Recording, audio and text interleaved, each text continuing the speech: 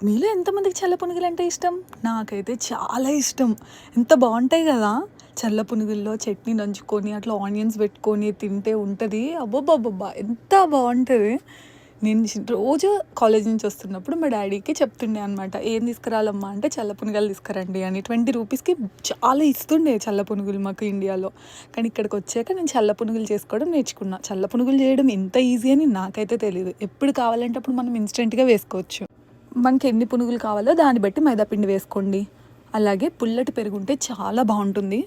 బాగా పొంగుతాయి. ఇంకా టేస్ట్ కూడా చాలా బాగుంటుంది. అలాగే కొంచెం సాల్ట్, కొంచెం బేకింగ్ సోడా వేసుకోండి. చాలా కొంచెం సరిపోతుంది. మన కన్సిస్టెన్సీ బట్టి పెరుగు వేసుకొని కలుపుకుంటూ ఉండండి. సో ఇది చూసారా, ఇలా ఈ రకంగా కన్సిస్టెన్సీ ఉంటే సరిపోతుంది మనకి వేయడానికి.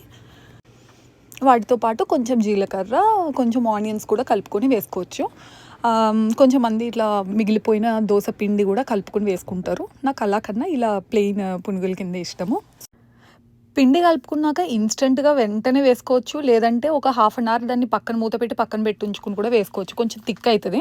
సో ఇంకొంచెం బాగా పులుస్తది కాబట్టి మంచిగా అనిపిస్తదనమాట టేస్ట్.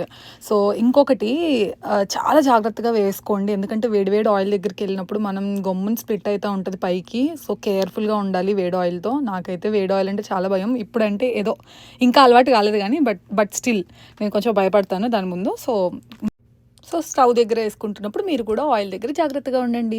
అలాగే మనం ఏది చేసుకున్నా కూడా మనం అగ్నిదేవుడికి పెడతాం కాబట్టి గారెలైనా, బూరెలైనా, ఏదైనా పునుగులు చేసుకున్నా కూడా అగ్నిదేవుడికి పెట్టాలి, సమర్పించండి. అంతే, పునుగులు రెడీ.